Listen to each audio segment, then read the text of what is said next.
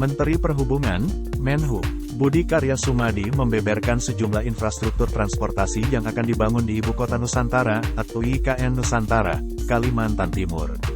Dilansir dari Kompas.com, hal itu disampaikannya saat menjadi pembicara kunci dalam kegiatan Forum Japan Indonesia Economic Committee of Keidanren Event di Jepang, Selasa, tanggal 28 Februari tahun 2023. Tujuannya mengajak para pelaku bisnis Jepang untuk bekerja sama dalam pembangunan infrastruktur transportasi di IKN. Budi mengatakan, pembangunan dan pengembangan IKN ini akan dilakukan dalam 5 tahap mulai tahun 2022 sampai dengan 2045. Sehingga pembangunan infrastruktur di IKN membutuhkan biaya yang besar. Maka dari itu dibutuhkan pendanaan kreatif non-APBN. Menurutnya, sejumlah infrastruktur transportasi yang akan dibangun dan dikembangkan di IKN mencakup sektor darat, perkeretaapian, udara, hingga laut.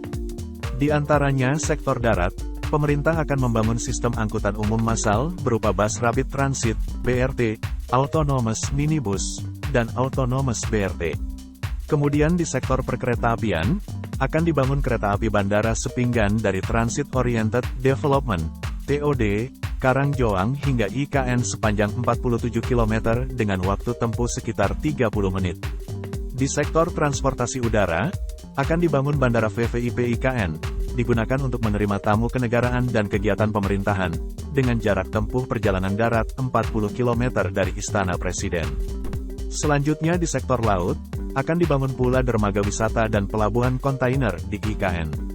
Sebelumnya, Menteri Keuangan Sri Mulyani Indrawati mengatakan, pemerintah Jepang hingga sejumlah perusahaan yang ada di sana menyatakan ketertarikannya untuk berinvestasi di tanah air, khususnya di IKN Nusantara. Menurutnya rata-rata minat mereka adalah ingin berinvestasi di bidang energi baru terbarukan. Saat melakukan pertemuan dengan Perdana Menteri Jepang dan juga beberapa pengusaha di sana, Sri Mulyani juga turut mempromosikan dan menjelaskan terkait skenario pembangunan IKN Nusantara. Termasuk juga menyampaikan terkait fasilitas insentif fiskal yang disediakan pemerintah Indonesia, sehingga nantinya bisa dinikmati investor baik dalam negeri maupun luar negeri. Menurutnya, pemerintah Jepang juga masih akan meninjau kembali dengan objektif terkait potensi yang ada di IKN Nusantara, sehingga mereka bisa yakin untuk menanamkan modalnya.